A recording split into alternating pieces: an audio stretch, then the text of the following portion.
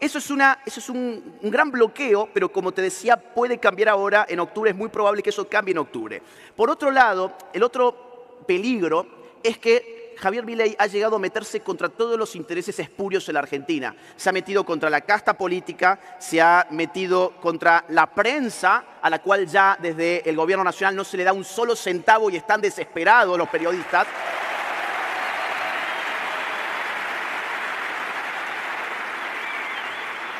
Se ha terminado con el curro, con la corrupción de la obra pública, de esos empresarios, esos falsos empresarios que no vivían del mercado, sino que vivían de sus amigos los políticos en el Estado. Y además se está metiendo también contra los sindicatos y los gerentes de la pobreza. Es decir, son sectores poderosos, pero se los está empezando a domesticar. ¿Cómo defines ese concepto de batalla cultural? ¿En qué espacios se libra principalmente y cuál es su impacto en la vida cotidiana de los ciudadanos? La batalla cultural es una teoría política, es decir, es una teoría sobre qué incidencia tienen los aspectos culturales de una sociedad en el terreno político. Y voy a tratar de hacerlo lo más claro y simple que pueda.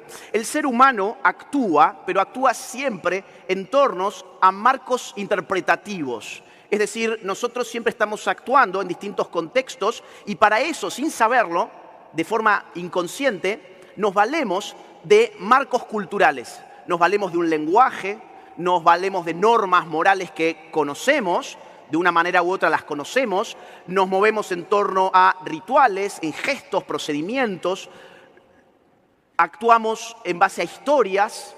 Por lo tanto, todo eso que es tan inmaterial, las historias, los símbolos, el lenguaje, los valores, las costumbres, todo eso en realidad tiene un impacto en la manera en que actúa el hombre. Por lo tanto, la batalla cultural, ¿qué es? Es tomar conciencia del poder de la cultura y es salir a disputar el lenguaje, los valores, las historias, las costumbres. Te pongo un ejemplo argentino. En Argentina el kirchnerismo dominó durante 2 décadas, entre otras cosas, habiéndonos contado una falsa historia sobre los años 70.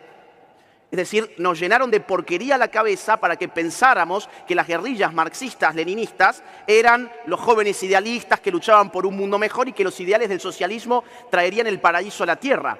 Ese frame, ese marco cultural, es el que los posicionó como los conductores del discurso político de la nación argentina durante 20 años. Nosotros, con el marco libertario, damos una batalla cultural para disputarles todos esos conceptos, todos esos símbolos, todas esas historias, hasta dejarlos en el suelo aplastados, que es donde deben estar.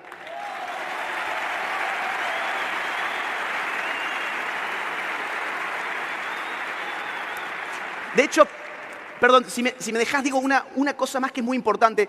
A ver, para bajarlo con algo muy concreto, piensen ustedes en el verso, la mentira de los derechos humanos que te vende la izquierda. En la mentira de que la izquierda es democrática. Fíjate lo que pasó ayer en Colombia. Dispararon contra Miguel Uribe, un amigo mío, que hoy está peleando por su vida. Yo con Miguel he estado en muchos eventos, es un gran tipo, es una persona que empuja las ideas de la libertad en su país frente a un guerrillero asesino como Gustavo Petro, una inmundicia humana, una basura.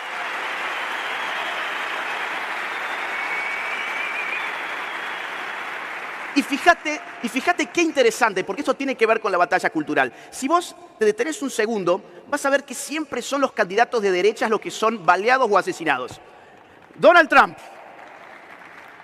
El caso de Villavicencio en Ecuador, que directamente lo mataron, ¿se acuerdan? No en las últimas, sino en las anteriores, hace unos 3 años más o menos, 2, 3 años. El caso de Bolsonaro, que lo apuñalaron en medio de uno de los últimos mítines. Tenés ahora el caso de Miguel Uribe. Miren, ¿desde cuándo esta gente se preocupó por derechos humanos? Es todo mentira. Odian al ser humano. ¿Desde cuándo esta gente defiende la democracia? Odian la democracia. Tenemos que recuperar esos términos para nosotros. Nosotros no atentamos contra sus candidatos. Ellos atentan contra los nuestros. Mira, yo lo que propongo acá es cambiar el frame. La izquierda no es adversaria. La izquierda es enemiga. Porque va contra nuestra vida, roba nuestra propiedad y somete nuestra libertad.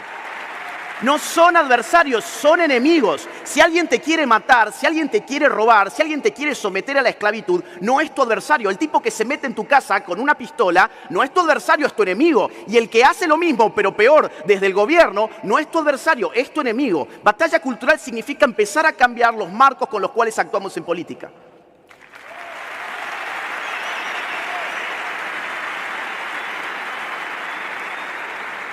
Nos queda poco tiempo, Agustín, así que por no ser reiterativos en algunos conceptos, que de hecho está siendo muy generoso por también detenerte en explicarnos y contextualizar a veces antes de responder directamente, hay un concepto del que oímos hablar prácticamente a diario, yo misma como periodista lo acuño, que es el de globalización o globalismo también, y de hecho tú has publicado un libro al respecto, ¿no? ¿Qué significa y cómo está actuando, qué es lo que está haciendo en estos momentos el gobierno de Milei relacionado, ¿no?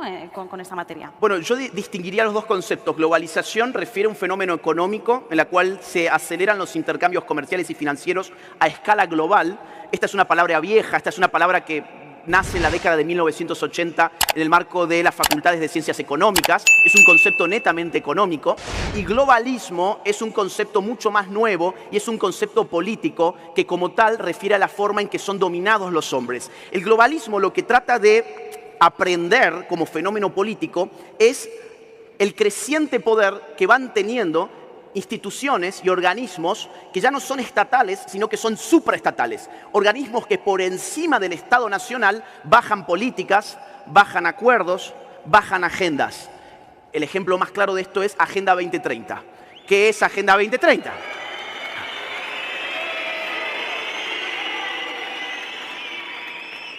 Agenda 2030 fue creada a partir del año 2012 en el marco de Naciones Unidas para reemplazar una agenda anterior que era la de los Objetivos de Desarrollo del Milenio. Para armar Agenda 2030 se organizaron desde la ONU 3 grupos. Un grupo llamado Grupo de Tarea Abierta o de Trabajo Abierto, según como se lo traduzca, que constaba con un equipo de 30 personas. Ellos definían objetivos y metas de la Agenda 2030. Otro grupo de expertos en financiamiento compuesto por 30 personas más. Y un foro político de alto nivel compuesto por 27 personas. Sumemos 30 más 30 más 27. 87 personas armaron una agenda que opera sobre más de 8.000 millones de seres humanos en esta tierra. Eso es totalitarismo puro y duro. La Agenda 2030 es una afrenta contra la democracia. Solo 87 personas que no elegimos armaron una agenda para toda la humanidad. La Agenda 2030 es un desquicio de Naciones Unidas que supone que tenemos que cumplimentar 17 objetivos, 169 metas a más tardar para el año 2030. Como ahora la cosa parece que va muy mal, se las ingeniaron para reconfigurar Agenda 2030 y ahora le llaman Agenda 2045 o Pacto del Futuro porque nos dan 15 años más de gracia para poder llegar con sus objetivos y con sus metas. Entonces, ¿qué está haciendo qué hace el gobierno de Javier Milei? Bueno, en primer lugar, no nos sumamos a la Agenda 2045, pero además nos salimos de la Agenda 2030. Argentina es uno de los pocos países que no acepta Agenda 2030.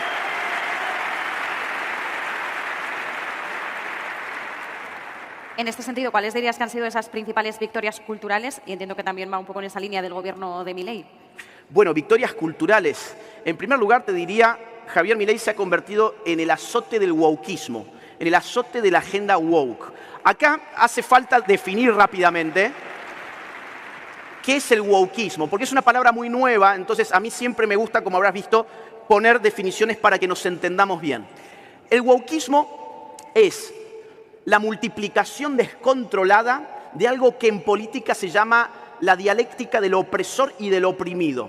La dialéctica del opresor y el oprimido es un modelo del discurso político que separa al mundo social en dos, los que oprimen y los que son oprimidos. Con esto trabajó mucho el marxismo clásico, cuando hablaba de obreros versus empresarios, el proletariado contra la burguesía, jugaba ese juego, pero el wokeismo, más astuto todavía, toma ese modelo y lo inyecta en todas las fases, dimensiones y aspectos de la vida social e individual. Por ejemplo, en términos de sexo, bueno, muy simple, la mujer es oprimida, el hombre es el opresor y la ideología se llama feminismo y el sistema de opresión se llama patriarcado. Si avanzás un poco más, orientación sexual, los homosexuales o los LGBT son oprimidos por los heterosexuales a través de un sistema de opresión llamado heteronormatividad. En términos de identidad de género, el transgénero es oprimido por el cisgénero. Por cierto, cisgénero es una palabra nueva que se ha inventado este lobby. Cisgénero básicamente es la persona normal, la persona que se identifica con su cuerpo real. Una sociedad libre, con una política libre y con una economía libre, necesita de una cultura que se articule bien con esto. Esa cultura debe basarse en la responsabilidad, una ética de la responsabilidad, que es la contracara de la libertad. Es decir, está muy bien ser libre, en la medida en que uno se haga cargo tanto de sus aciertos como de sus errores. Ser libre no significa solo ser libre para ganar, también es ser libre para perder. Solo que el Estado paternalista nos ha reducido a la condición de niños bobos que necesitan de la autoridad estatal, del gran padre que es ese Estado, que siempre viene a tratar de remediar lo que los agentes libres han tratado de hacer.